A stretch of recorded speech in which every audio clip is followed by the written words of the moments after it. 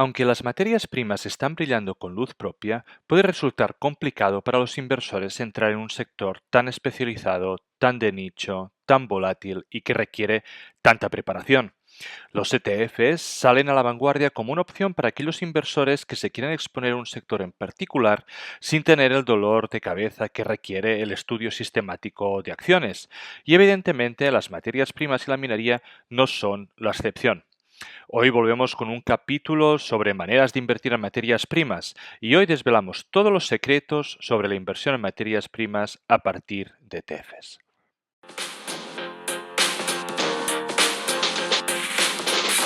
Bienvenidos amantes del subsuelo, esto es Charlando de Minas, el primer y único podcast en español dedicado a la inversión minera. ¿Quieres aprender a invertir en recursos naturales? Suscríbete a nuestro podcast. ¿Te gusta nuestro contenido? Dale like, déjanos un comentario.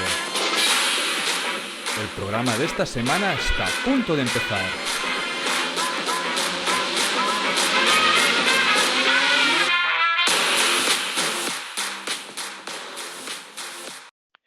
Bienvenidos a un nuevo capítulo de Charlando de Minas, el primer y único podcast en español dedicado a la inversión minera.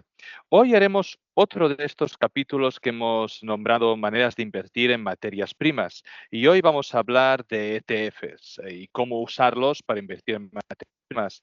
Probablemente los ETFs es uno de los vehículos más populares para aquellos inversores que no quieren analizar acción por acción o empresa por empresa, y les es más fácil pues, posicionarse en el macro, posicionarse en un índice, posicionarse en una materia prima. Para hablar de ello tenemos ni más ni menos a Javier del Valle, socio cofundador de JF Partners y antiguo presentador de Negocios TV. Hola Javi, ¿cómo estás? Hola, Amadeu, gracias por invitarme. Un placer estar aquí en tu podcast. El placer es mío. Vamos a realizar este capítulo como todos estos que hacemos de conceptos que al final no hemos tratado en el podcast propiamente, y vamos a hacer de más general a más específico para así dar pues esa curva de aprendizaje y que la gente pueda ir cogiendo los conceptos. Así que para empezar lo que voy a decir es, ¿podrías explicarnos qué son exactamente los ETFs y por qué han ganado tanta popularidad últimamente entre los inversores? Pues sí, Amadeu, bueno, esto es es la pregunta más del millón, ¿no? Porque, ¿qué es un ETF? Porque siempre lo mencionamos y parece ya la gente que cree que los ETFs son índices o que los ETFs son fondos o que los ETFs son acciones. Bueno, todo esto en sí es correcto y a la vez incorrecto. O sea, al final un ETF lo que es un fondo cotizado que permite replicar, vamos a decirlo así, un índice subyacente o algunos pues replican alguna materia prima, un metal, algún tipo de derivado, cualquier cosa, ¿no? Entonces, luego ya tenemos distinciones entre lo que sería el ETF, el ETN y el ETC. Y luego vemos si quieres, porque el tema de Claro. commodities, el tema de materias primas, en Europa siempre consideramos ETCs, pero también hay que tener en cuenta la normativa. ¿Vale? En Estados Unidos, por ejemplo, si nos vamos nos dirían, pues por ejemplo, los ETFs de commodities son generalmente llamados ETCs, ¿no? Exchange Traded Commodities. Vale, pero eso solo, por ejemplo, en Europa, por la normativa UCITS, pero por ejemplo, en Estados Unidos, el ETF de oro es un ETF, el GLD, el Claro. conocido GLD. Y luego también el inversor que es europeo tiene que saber que desde 2018 la normativa MIFID lo que impide es que los inversores europeos compren ETFs que no llevan el kit. Entonces, todos los ETFs estadounidenses se nos cierra la puerta. No podemos comprar un ETF estadounidense, tenemos que comprar la equivalencia que cotice en Europa. Pero por dar el ejemplo más sencillo, y luego vamos desgranando poco a poco, y todos Ujú. tenemos que decir por qué nace el ETF, pues el ETF sería, pues por ejemplo, replicar un fondo cotizado. Pues coges de repente y dices, ¿cómo puedo invertir en un índice? ¿No? Por ejemplo, en S&P 500, pues tienes dos formas de hacerlo. Un índice no se puede comprar porque es por puntos, es una media. Entonces, se inventaron primero los fondos indexados y luego fue la segunda revolución la de los ETFs. Entonces, el ETF no tiene a nadie en la gestión más que el emisor, que básicamente lo que hace es replicar ese subyacente, ese índice, y otorgar la misma rentabilidad que el índice. Y luego ya entramos en si es de réplica física, de réplica sintética, de Claro, claro, acumulación, distribución. Pero mira, te pincho la imagen para que se vea bien. Esta imagen es claro. de JP Morgan, creo, y esta es lo más importante, ¿no? El emisor del ETF lo que hace básicamente, para entender la diferencia con un fondo, porque alguien diría, pues esto es lo mismo que un fondo indexado. No realmente. Un fondo indexado, tú lo que estás comprando es una participación del fondo y tienes un valor liquidativo. El ETF no, el ETF cotiza en bolsa como las acciones. Es como si fuese una empresa que cotiza, pero el subyacente que replica es el índice en concreto, ¿no? Entonces, por ejemplo, el emisor, que es donde pone ETF Issuer, lo que haría, podría ser VanEck, podría ser iShares, podría ser BlackRock, cualquiera, ¿no? iShares es de BlackRock. Entonces, lo que haría es comprar los activos, si es de réplica física, que componen el índice que quiere replicar. Primero haría la política de inversión, que es queremos replicar el S&P 500. Perfecto, compraría las 500 acciones del S&P 500, eso sería el NAV, y luego podría hacer acciones, esas ETFs, las acciones del ETF, que cotizan en un mercado. Entonces, el SPY, por ejemplo, que es el ETF más conocido del S&P 500 en Estados Unidos, Claro. cotiza luego en la bolsa estadounidense y los inversores la compran y la venden. No tiene nada que ver el precio al que está el SPY con respecto a su réplica, aunque más o menos va a la par, obviamente, que el subyacente, porque se compone, y ahí es lo que llamamos tracking error, cuánto te alejas del subyacente, porque lo que busca es eso, se compone de las mismas acciones para replicar, y esa es un poco la idea, de forma idéntica al subyacente que quieran, ¿no? Muy bien. Entonces, has expuesto diferentes, ¿no? Productos o vehículos para invertir en que todos se asemejan mucho, ¿no? Al final has hablado de índice, has hablado de fondo indexado, y has hablado de ETF. ¿Puedes decir, por ejemplo, las ventajas y desventajas de invertir en cada uno de ellos, o cuáles son también las diferencias de alguna forma para el inversor?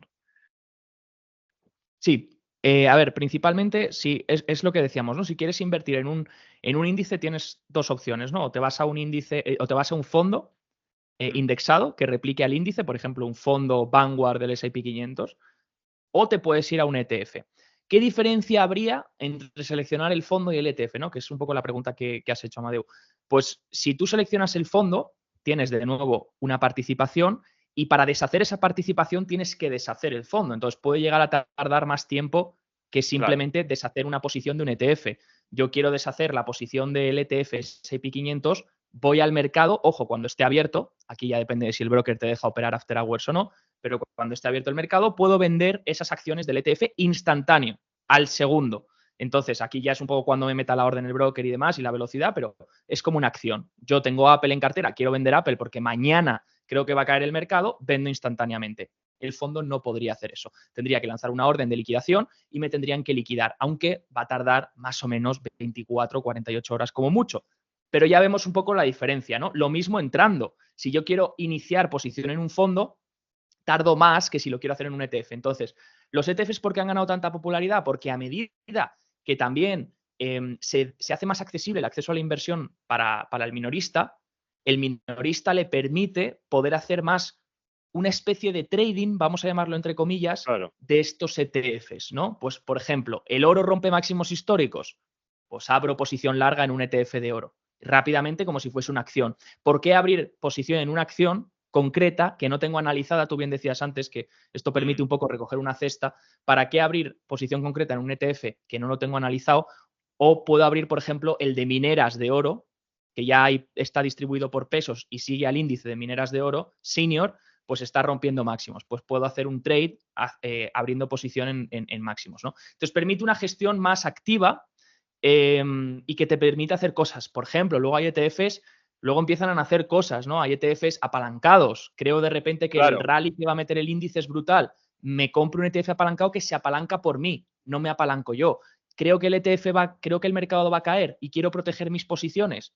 Puedo comprar un inverso al índice que replica de forma inversa. Entonces me Sí, estaría porque protegiendo. aquí corrígeme, Javier, pero y nosotros podemos, es complicado, ¿no? Desde Europa shortear, digamos, un índice, a no ser que sea con un ETF inverso, ¿verdad? Sí, bueno, podrías hacerlo con opciones, podrías hacerlo Sí, con futuros, puedes hacerlo con CFDs, aunque la verdad que no lo es muy recomiendo. complicado.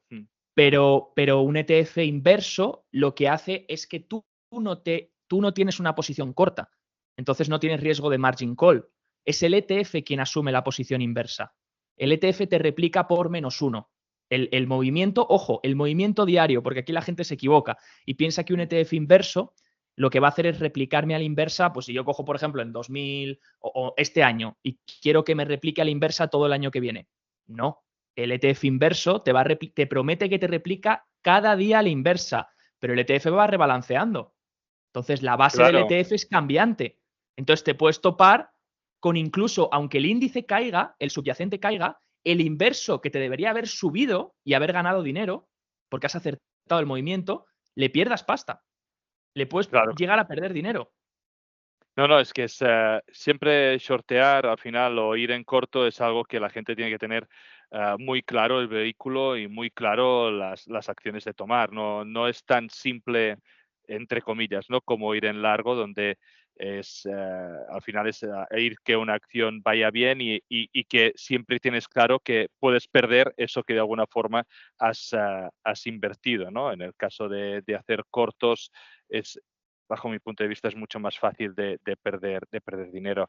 Vamos, porque has dicho un punto bastante importante cuando has dicho que habían diferentes tipos de ETFs, ¿no? Has dicho réplica física, réplica sintética, pero es que además me has dicho dos otros que no los tenía yo muy controlados. Así que, ¿puedes describir de alguna fórmula esos tipos de ETFs que hay y que se diferencian entre unos y otros?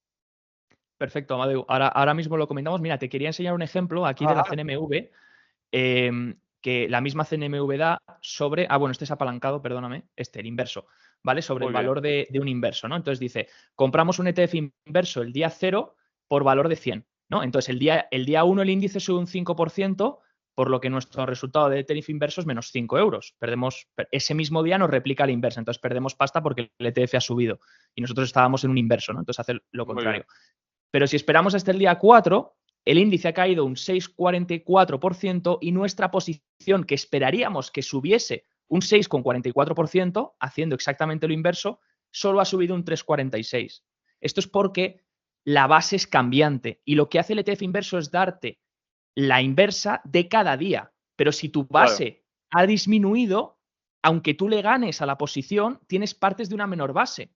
Entonces, te puede ir en tu contra, ¿no? Te puede penalizar. Por eso ETFs inversos tienen mucho peligro, ¿no? Al final los puedes coger para un día concreto, 2 días, una semana como mucho, pero como vemos en esta gráfica, aquí tienes un ETF triple apalancado, porque luego los hay apalancados también, por Mm, 3, mm. por -3, apalancado inverso. Entonces, 3 veces la inversa.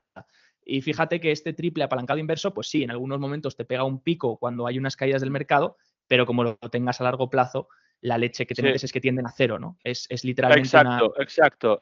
Esto es una de tienden a las cero. cosas que yo, estando en algunos foros o en algunos grupos, ¿no? Y gente que usaba el triple apalancado, ¿vale? Para shortear el índice cuando había alguna cosa, que decía, id muy en cuidado porque estos triples apalancados son por ende destructivos. O sea, tienen que ser usados de forma muy adecuada para alguien que sepa, para alguien que sea pues un periodo muy corto de tiempo, porque por sí el índice de alguna forma se va perdiendo como ese valor, ¿no?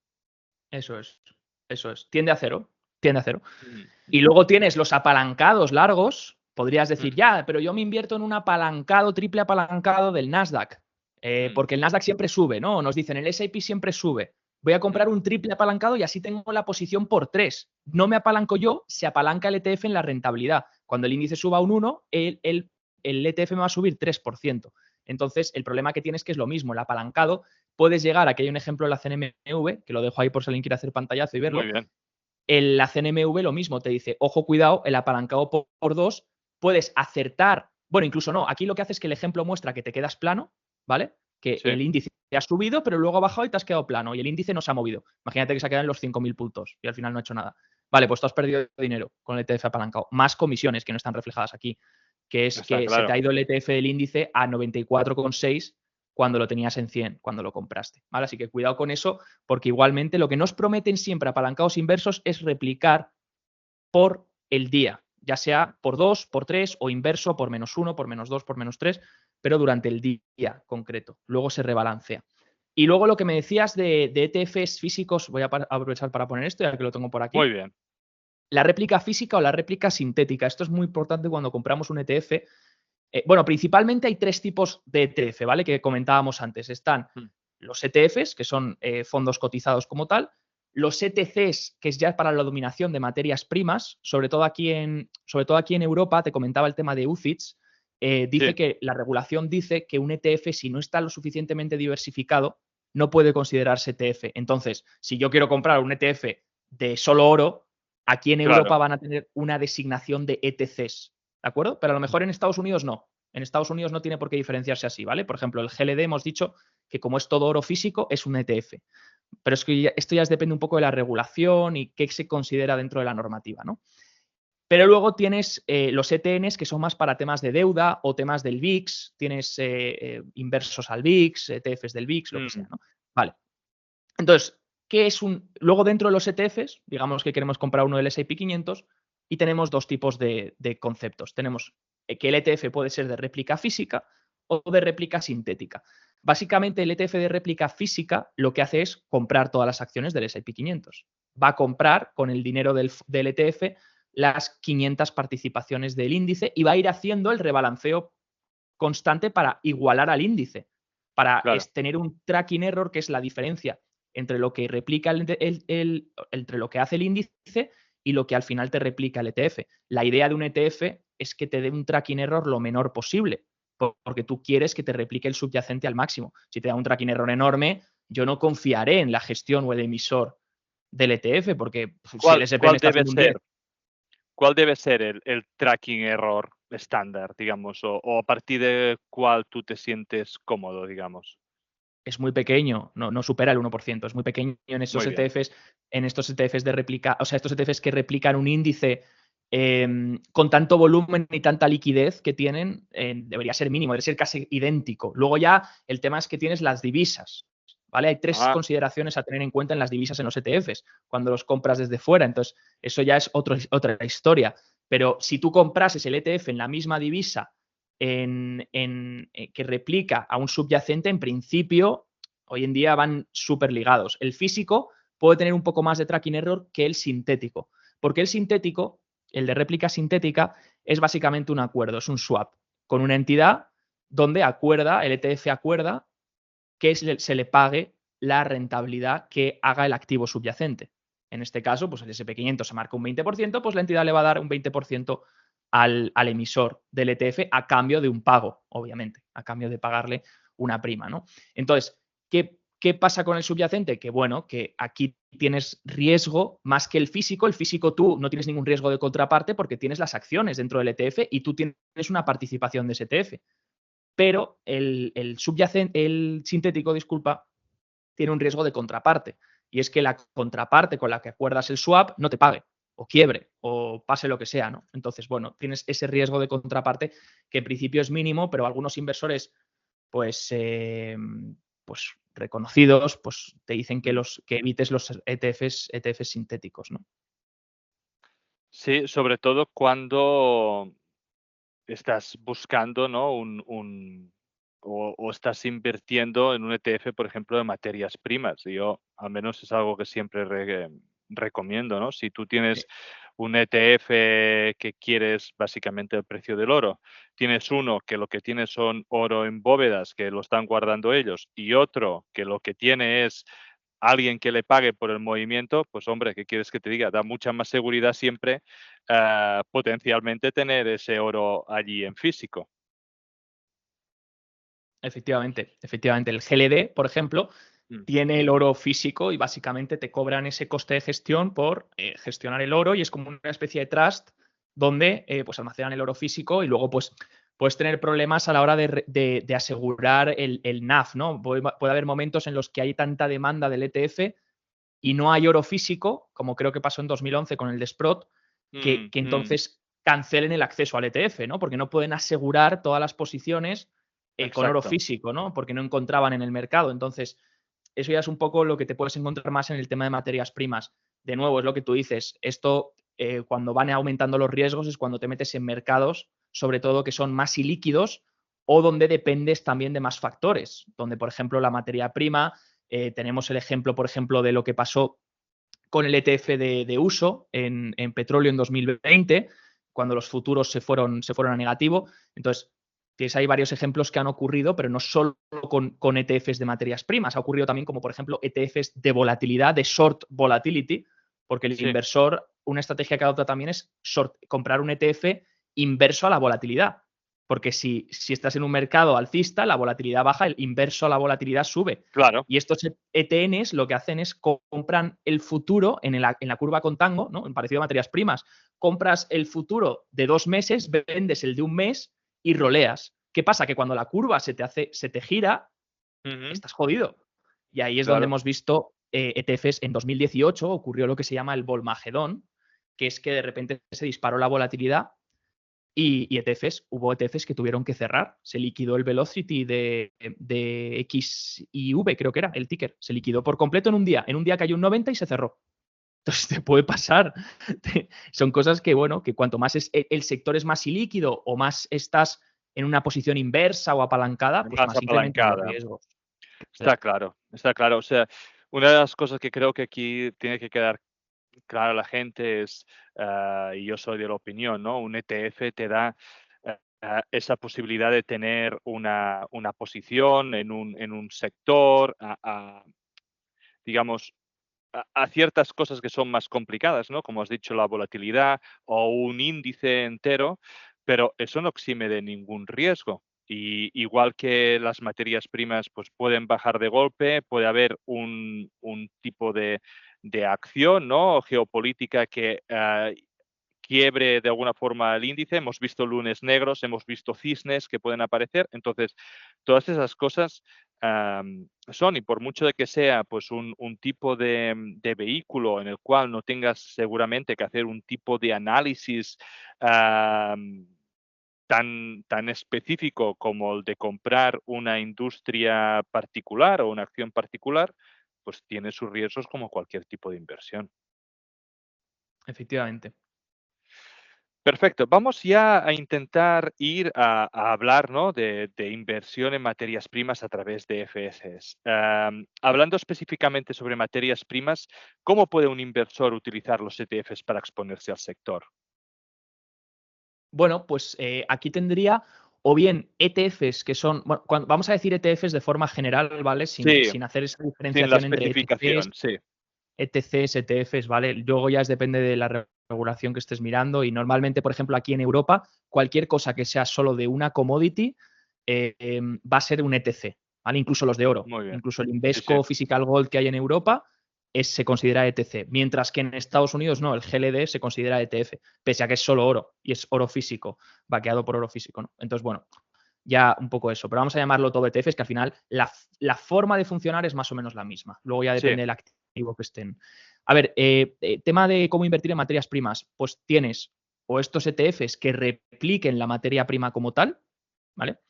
Que lo que suelen hacer algunos ETCs suelen ser contratos, suele ser como una especie de contrato de IOU, una deuda con el ETC, y está vaqueada, con el dinero de la deuda está vaqueado por un futuro o por la materia prima de Mm, estos ETCs, ¿no? Entonces, bueno, pues en principio lo que buscan es replicar el comportamiento de la materia prima. Entonces, tú podrías comprar, pues, por ejemplo, el ETF SLV para replicar el precio de la plata. O mm, podrías buscar el ETF del GLD para replicar el precio del oro. Aquí hay consideraciones que a veces los ETFs, cuando miras la ficha, te dicen cuánto tiempo han estado por encima de NAV o en descuento de NAV, del Net Asset Value, ¿no? Entonces, como hemos dicho que un ETF cotiza en bolsa, depende también no solo de lo que replica, sino de la demanda y oferta de su propia acción. ujú, claro. Entonces, a veces la gente dice, por ejemplo, la gente dice, ostras, pero si yo compro un ETF del S&P 500 en Europa y sé cómo se ha movido el S&P 500 el día anterior, ¿podría mover el ETF no sé qué antes de que abra? Obviamente eso ya está arbitrado, ¿vale? Y eso el mercado es tan eficiente que ya lo arbitra. Entonces, Claro. no se suelen producir muchas divergencias porque eso se generaría un arbitraje que enseguida el mercado corregiría, ¿no? pero sí es importante considerar esto de NAV, ¿no? Y luego, pues tendrías o bien para comprar un activo, o sea, para comprar un ETF que replique una materia prima como tal, un ETF que replique una cesta de materias primas. Hay algunos ETFs, por ejemplo, de temas de materias primas de agricultura, Muy ETFs que bien. sean todo commodities, que repliquen índices como el Bloomberg Commodities o otros índices. O luego tienes, pues, ETFs que sean una especie, que repliquen índices de empresas del sector. Entonces, por ejemplo, el GDX, en vez del GLD hemos dicho que es el del oro, pues el GDX, todo esto es en Estados Unidos, en Europa habría que encontrar Sí. la equivalencia. El GDX serían las mineras senior, pues todas las empresas mineras senior están en el GDX y luego tú te podrías ir a la ficha del ETF para ver cuáles son los pesos de esas mineras, ¿no? El GDXJ es las mineras junior.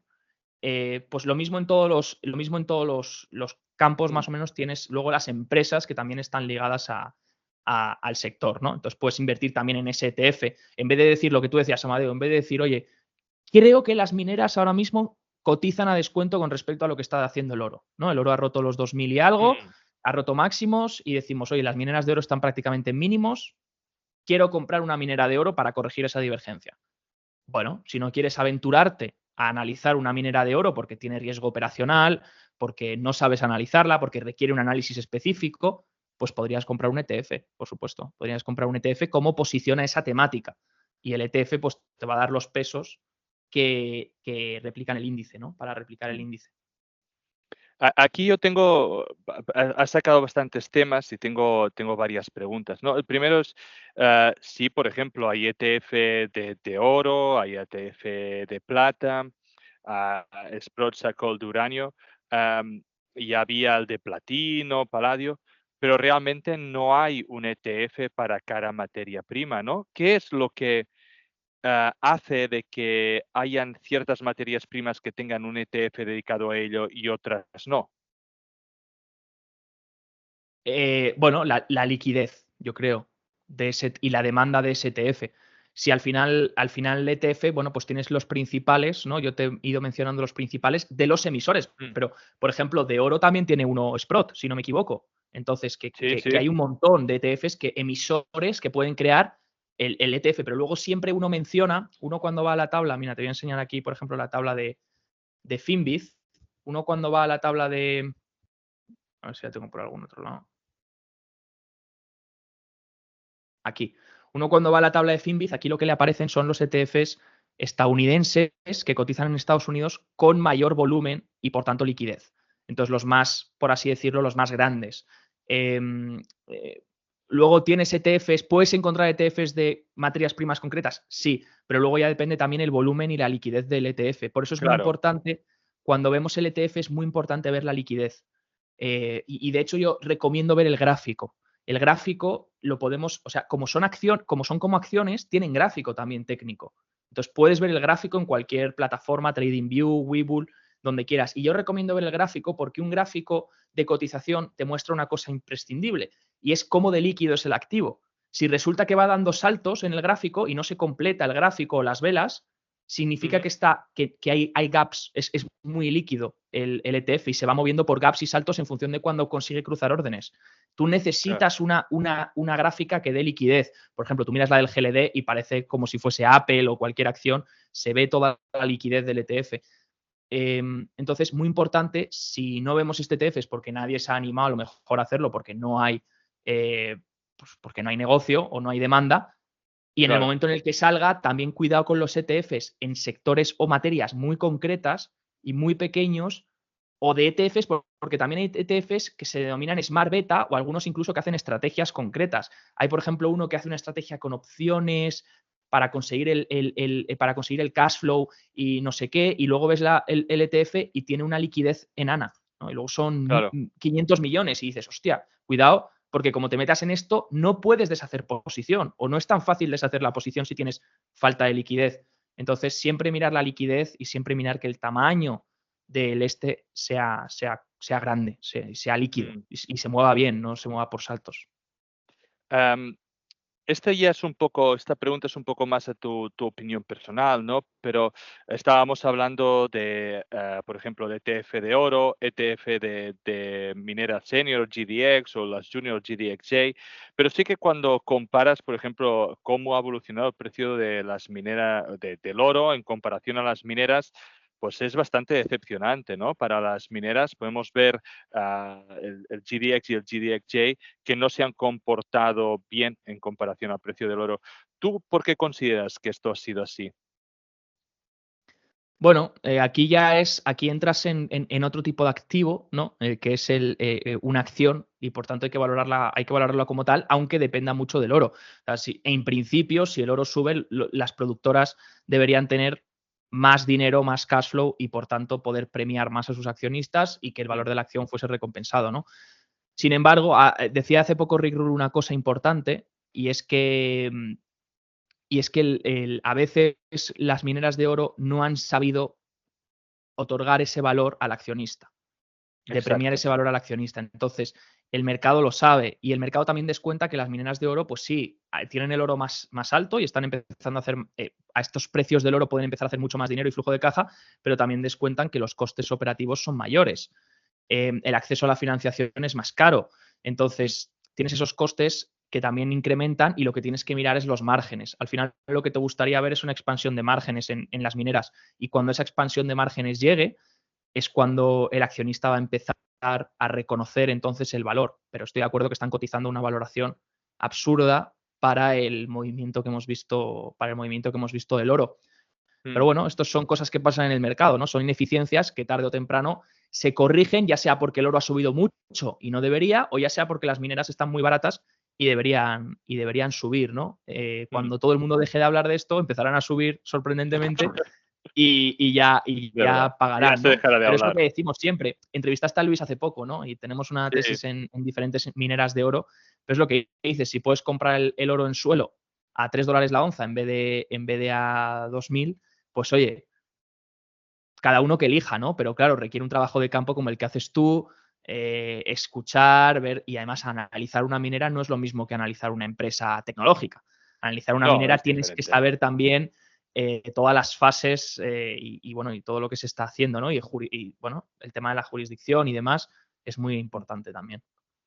Una de las cosas que también a mí, de alguna forma, me han sorprendido, ¿no? Cuando he visto los ETFs, sobre todo de empresas mineras, son estos rebalanceos, ¿no? O reequilibrios, de que hay veces de que empresas mineras entran en el índice, otras que salen, ¿no? Realmente esto a veces son oportunidades, porque ves movimientos que se hacen al final del día de más 10 o menos 10% o cosas de esas así, simplemente por el hecho de que ha entrado o que ha salido de un índice.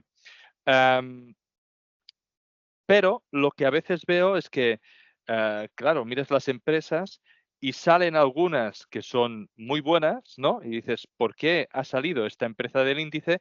Y entran otras que dices, pero si el gráfico de esta empresa es horrible, ¿no? Y mucha gente entonces aprovecha para venderla porque ha hecho ese salto del 10%, hundiendo aún más la acción. Entonces, ¿qué opinas tú de estos reequilibrios? No sé si tienes alguna opinión al respecto, si sabes un poco cómo suceden estos reequilibrios de empresas que entran o que salen, sobre todo yendo a las materias primas, pero si tienes ejemplos de en otro campo, pues en otro campo para entenderlo, ¿no? Cómo funciona.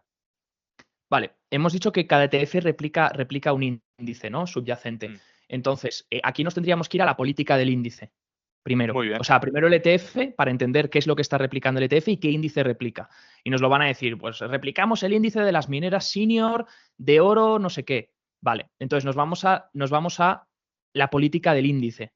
Y en la política del índice, igual que podríamos ir a la política del S&P 500, cada índice tiene su propia política y su forma de calcularse.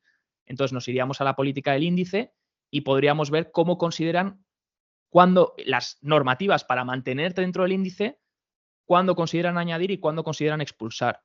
Por ejemplo, aquí me lo voy a inventar un poco porque no me lo sé a ciencia cierta, ¿vale? Pero Perfecto. en el índice, en el Nasdaq, por ejemplo, o en el NYSE, no puedes estar por debajo de $1 durante X tiempo porque si no te sacan del índice, ¿no? Entonces muchas Ujú. empresas esas penny stocks que están ya por debajo del dólar se guardan a veces noticias para subir el precio de la acción por encima del dólar para mantenerse en el índice, ¿no? Porque si te tiras más de X meses, y de nuevo, no sé exactamente la cifra, habría que consultarla en los datos, pero si te tiras X meses por debajo del dólar, te pueden deslistar de ese índice. Entonces, a las empresas no les interesa y por eso a veces hacen lo que se llama el reverse split, ¿no? Que es como un split en vez de Sí, sí. dividir, un split. Esto lo viví bastante hace unos años que hubo ese auge en el cannabis, que había un montón de penny Eso es. stock en los índices y muchas se guardaban cosas así, y hacían reverse split y hacían 1000 cosas como para aguantar allí como fuera en Claro. el índice, ¿eh?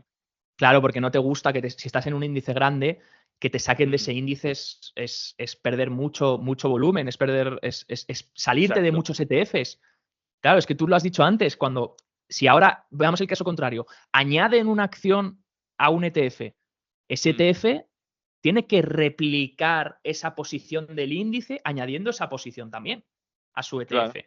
Si, por ejemplo, vamos a añadir en el SP500 Pepito SL y va a representar un 0,20%, pues, por ejemplo, en el Equal Weight va a representar un 0,20% sí o sí, porque el Equal Weight le da el mismo peso a todas las acciones. Entonces, el Equal Weight tiene que comprar un 0,20% de esa posición para cumplir con su normativa de réplica, ¿no? Entonces, ahí sí que puedes encontrar, si sabes que una acción puede entrar en un índice concreto, hombre, podrías encontrarlo. Lo que pasa es que es muy difícil adelantarte a eso al mercado, ¿no? Claro, Ya sí, suele sí, sí, estar sí, sí, sí. descontado de anterior.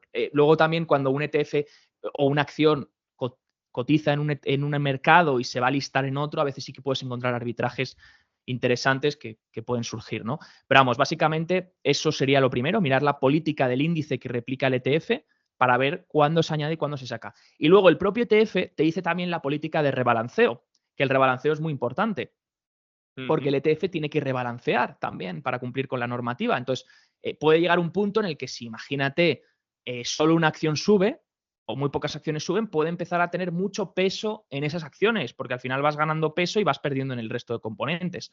Entonces, hacen lo que se denomina el rebalanceo. Y aquí ya depende del ETF y de la política del ETF, pero normalmente te lo especifican. Te especifican cómo lo hacen. Por ejemplo, suele ser a veces trimestral, suele ser una vez cada año, 2 veces al año, y se hace un rebalanceo. Lo que buscas es que las posiciones con máximo peso te vuelvas otra vez al máximo peso que puedes tener. Por ejemplo, el URA claro. creo que tiene un 20 y pico por ciento en Cameco.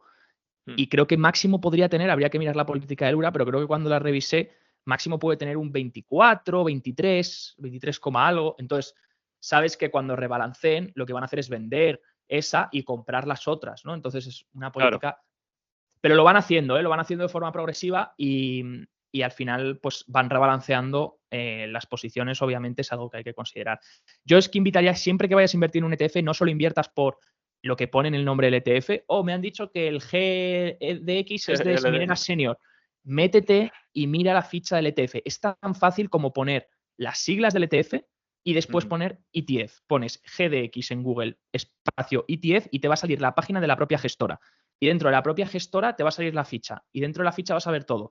Los componentes ahora con sus pesos, la réplica que hace, las normativas. Y yo recomiendo que la gente se lo lea. Y también la comisión del ETF, que tienen como los fondos exacto, muy comisión. importante. Es menor que un fondo, pero también tiene. Hay una de las ventajas y desventajas que comentábamos antes entre ¿No? fondo Y y que cuando dices eso, y que creo que es un gran consejo para todos aquellos que quieren invertir, y pensar que esta documentación es mucho más fácil y simple de entender que lo que pueda ser un informe, ¿vale? Por lo tanto, a nadie le asusta, ¿vale? Tener que buscar esa documentación, porque al final no deja de ser qué es lo que contratamos, ¿vale? Y es Claro. algo que todo el mundo debería mirar antes de comprar, como debe ser lógico. Y ahora te voy a plantear de alguna forma tu opinión también, ¿vale? Sobre todo en estos ETFs de materias primas y vamos a ir, por ejemplo, el de uranio, ¿no? Que realmente causó sensación hace un par de años cuando salió en el Sprott. Am, ¿Y cómo crees que este tipo de materias primas, de ETFs de materias primas, se pueden verse afectados, ¿no? Por burbujas especulativas, ¿no? Ah, el ETF de uranio se creó, ¿por qué? Porque pues, se veía esa oportunidad especulativa en el uranio, que se empezaba a hacer todo el run run. hemos visto cómo realmente el uranio ha pasado y ahora me lo voy a inventar, pero los últimos años de los $20, ¿vale? Cuando estaba en destrucción, hemos llegado hasta los 100. Ahora hemos corregido de una forma más o menos sana, veremos cómo tira. Pero ¿qué va a pasar en un ETF de esos? ¿No? Yo me pregunto, ¿qué va a pasar cuando esté en modo burbuja total? ¿Pueden de alguna forma terminar vendiéndolo por el hecho de que realmente hay un gran beneficio que se puede hacer allí? ¿O qué pasa después cuando la burbuja estalla y eso realmente se hunde? ¿No? Son como los dos escenarios que podemos ver de cara al futuro. ¿Y tú qué opinas que es lo que suele pasar o puede pasar en este tipo de escenario? Bueno, pues lo que hemos comentado un poco antes, ¿no, Madeu? Que al final, por pasar puede pasar de todo, incluso cosas que no tengamos contempladas, que es un poco lo que siempre acaba pasando. Acaba pasando el escenario que nadie se imagina, ¿no? Como por Mm, ejemplo, ¿quién iba a decir que el petróleo en 2020 se iba a ir a futuros en negativo? El uso, lo que te decía antes del ETF uso, sufrió mucho y tuvo que cambiar toda la política del fondo durante ese mismo mes y empezar a comprar futuros a corto plazo, a largo plazo, porque a corto plazo no paraba de perder dinero y si no tenían que cerrar el ETF, ¿no? Entonces, eso te va a pasar, te puede pasar con muchos, por ejemplo, en 2011 un ETF de oro físico, lo mismo, tuvo que cerrar la contratación al ETF porque no podían cubrir las posiciones. O sea, cuando tienes una burbuja, entiendo que lo que pasaría, lo más lógico es que habría tanta demanda por el ETF que seguramente se te podría ir a premium sobre NAV y entonces estos ETFs van a tener que, si son de réplica física, van a tener que asegurar esa participación con la materia prima física, con el metal físico, y si no lo encuentran en el mercado, no pueden hacerlo, pues entonces podrían un poco frenar esos accesos a nuevos inversores, ¿no? Al ETF. Entonces ya es un poco cualquier cosa que pueda suceder, no hay que estar preparado para todo. Lo bueno de los ETFs es que puedes tomar medidas de contingencia también, si un ETF de repente está cayendo un 10% en el día, puedes vender la posición y no pasa nada, no estás atrapado claro, hasta que cierre el valor liquidativo, ¿no? Entonces es una opción, ¿no? Si estuviese en un fondo y de repente, pues vamos a tocar madera, ¿vale? Pero pueden sí, pasar, sí, porque ha pasado en el pasado, ¿no? Hay un atentado, hay una declaración de guerra, cualquier cisne negro que podamos imaginar, el ETF puede entrar al broker, darle a vender y vendo todo enseguida. ¿Sabes? Interactive, de hecho, tiene una opción que es vender todo y te cierra todas las un botón posiciones. rojo, ¿no? En un segundo y medio te has cerrado todas las posiciones. Entonces, bueno, ese es el tema, ¿no? Luego los fondos, pues tardarías más en deshacer la posición, que es un poco lo que pasó en 2020. La gente se quedó más atrapada en los fondos, pero también lo fueron rotando a monetarios, ¿no? Que luego los fondos, como beneficio que tienes es que en España tenemos el IRPF traspasable, ¿no? No tenemos que declarar por la plusvalía, la podemos ir acumulando y cambiando de fondo siempre y cuando cumpla con las condiciones de IRPF traspasable, ¿no? Entonces, eso es lo malo único para los españoles en tema de ETFs, pero también en cuanto a fondos no tienes disponible tanta cosa como podrías encontrar con ETFs. Recomiendo mirar la liquidez, sobre todo porque es muy importante, y sobre todo entenderla porque no es la liquidez del ETF de Estados Unidos, no es la liquidez del GLD, es la liquidez del ETF equivalente en Europa. Tú tienes que buscar la Claro, equivalencia porque el de Estados Unidos hemos dicho que no lo podemos comprar. Entonces, ojo, porque el GLD puede tener mucha liquidez, pero luego te vas a la equivalencia europea y puedes toparte con un ETF que tenga poca liquidez, ¿no? Ahí tienes otro riesgo, ¿no? Y, y bueno, en caso de empezar a caer una materia prima o demás, pues considera que si es un ETF apalancado, pues ojo, cuidado, porque podrías entonces incurrir en una quiebra del ETF que claro. ha pasado, o incluso si es apalancado inverso o inverso solo, también te puede pasar.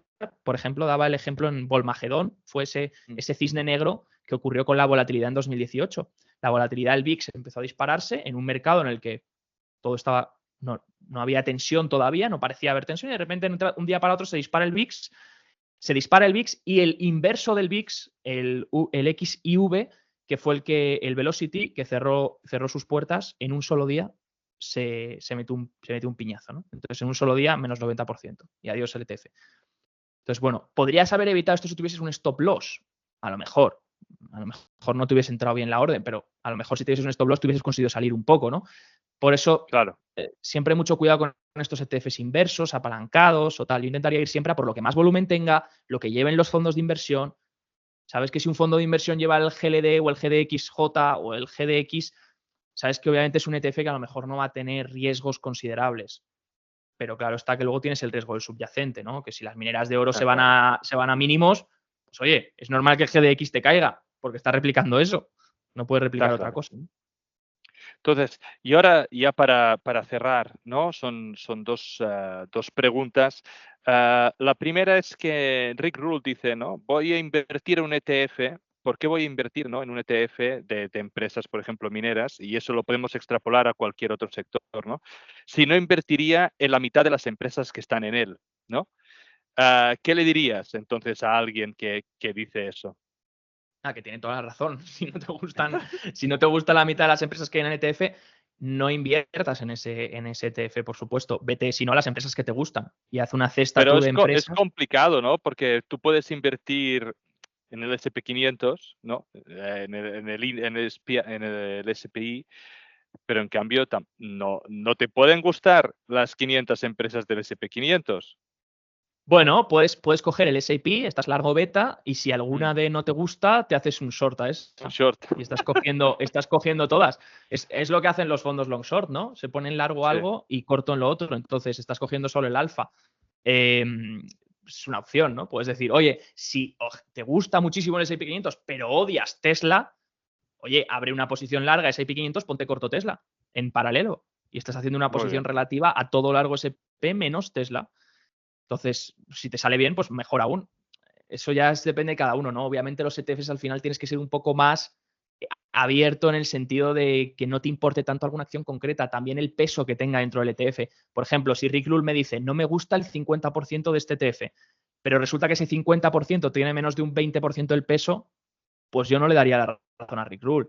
Diría, pues a Muy lo bien. mejor sí interesa, porque si solo el 20% están las acciones que no me gusta, tengo un 80% en acciones que sí me gustan. Entonces, si me va a abaratar los Y costes, sin hacer todo el trabajo que implica, ¿no? claro, Es que claro. Entonces, sobre todo dependen, en un ETF al final las posiciones que mueven el ETF son las principales que tienen peso, ¿no? En el S&P 500, ponderado por market cap, las acciones que más están moviendo el S&P 500 este último año son las 10 más grandes, que ya claro, tienen un peso del 40%, entonces, bueno, 35%. Entonces, si tú te vas a exponer hoy en el S&P 500 market weight, te tienen que gustar las top 10 del índice. Te tiene que gustar Microsoft, Apple, Nvidia, porque como no te gusten, no te expongas al S&P 500. O tienes versiones en algunos ETFs, sobre todo de sectores, ¿vale? No tanto a lo mejor en tan materias primas porque no hay mm, tanto mercado, pero de algunos sectores, por ejemplo, te diría el sector energético. ¿Quieres invertir en el sector energético? Tienes el equal weight del sector energético, que te da el mismo peso a todas las acciones del ETF del sector. O el S&P 500 equal weight, equiponderado, mismo peso, que es un 0,20 a cada acción del índice. Entonces, a lo mejor dices, hostia, pues yo no quiero darle el peso a las 10 más grandes tan grande. Quiero darle el mismo peso a todas las acciones del S&P 500. Perfecto, tienes un equiponderado. Entonces, también luego los ETFs tienen diferentes temáticas, ¿no? Porque a medida que van surgiendo índices que miden diferentes cosas para medir el mercado, hay ETFs que surgen para poder comprar estos índices. Al final, un ETF claro, lo que permite es comprar un índice concreto, comprar un subyacente concreto que no podrías comprar sino por tu cuenta. de otra manera. Perfecto. Y ya para terminar, ¿no? Para ti, ¿cuál es, digamos, el inversor ideal, ¿no? Para un ETF. Ahora que hemos terminado de alguna forma toda la charla, toda la terminología, ¿a quién se le recomendaría que invierta en ETFs?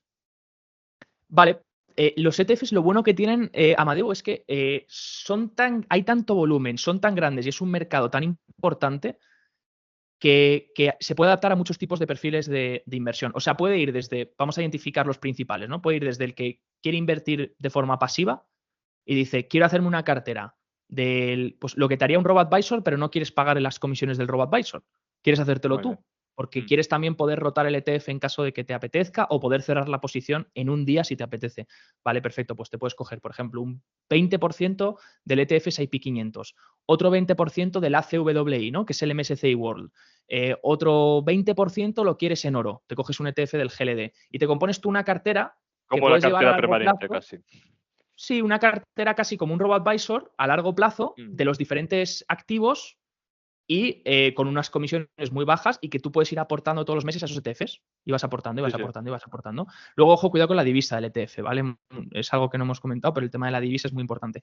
Luego, eres un inversor activo. Pues ya sea, te creas una cartera que es una cartera más activa de momentum. Pues imagínate, por ejemplo, hay estrategias que dicen, pues cada 3 meses se factorizan todos los sectores y me pongo largo en los 3 sectores con mejor momentum. Eso sería una estrategia activa. Pues ya está. Pues, y eso me permiten los ETFs hacerlo porque los fondos sería un coñazo tener que deshacer posición, etc. cada mes. Claro, En cambio, en el ETF, compro, vendo, compro, vendo, compro, vendo. Luego tienes que entender los costes de slippage, ¿no? Esos costes también de transacción por estar todo el rato cambiando de ETFs. Y luego tienes, para la posición activa también, eres un inversor activo y dices, va a caer el mercado, pero tengo posiciones largas en mineras, en no sé qué, o en no sé cuántos. Pero creo que va a caer el mercado y quiero protegerme. Puedes comprar un inverso un día. ¿Crees que va a caer el dólar y quieres protegerte contra el euro? Puedes comprar un ETF largo euro, short dólar. Tienes opciones, ¿no? Entonces los ETFs dan muchas opciones en ese estilo para poder cubrirte, para poder hacer trading, para poder proteger tu cartera y demás.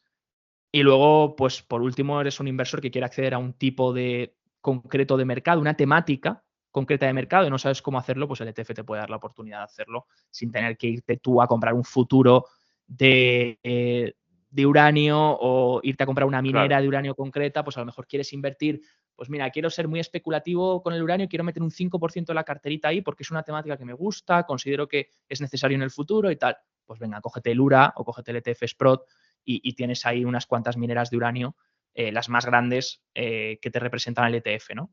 Pues todas esas posibilidades se pueden dar para cualquier tipo de inversor. Perfecto, Javier. Creo que hemos cubierto muy bien tanto lo básico del ETF como cómo invertir, ¿no? Sobre todo en materias primas o minería, que es lo de que va el podcast. Poder explicar esa forma de inversión que de alguna forma nos faltaba, ¿no? En estos capítulos de maneras de invertir en materias primas. Y me lo he pasado muy bien. Creo que hemos tocado cosas que evidentemente ya sabía y algunas que desconocía. Por lo tanto, ha sido un placer tenerte y poder aportar pues, ese conocimiento que tienes y esa forma tan fácil que haces de explicar esos conceptos. Así que te lo agradecemos mucho y espero que te lo hayas pasado bien. Sí, claro, me lo he pasado genial, Amadeo. Gracias a ti por invitarme. Y nada, cualquier duda que la gente me escriba o lo que quieran, y intentaré responder a lo que haya quedado ahí en el tintero. Perfecto, muchas gracias. Descargo de responsabilidad. Los contenidos que aparecen en Charlando de Minas no son recomendación de inversión. Amadeo Bonet y sus invitados no son asesores de inversión. Los autores pueden tener algún interés en las compañías que se mencionan en esta publicación. Igualmente pueden tener sesgos y no ser imparciales.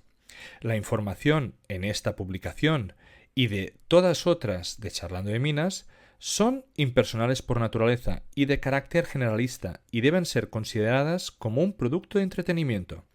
Recuerda que el riesgo mínimo de cualquier inversión mencionada en este vídeo es el 100% del capital. Antes de tomar ninguna decisión de inversión, es imprescindible que consultes a un asesor de inversores cualificado y con experiencia. Estas emisiones son un relato personal de mi aprendizaje en el mundo de los recursos naturales. En este podcast intentaremos traer empresas, comentar tesis de inversión y hablar con gente relevante en el sector. Si te gusta, dale like y suscríbete. Soy Amadeo Bonet y esto es Charlando de Minas.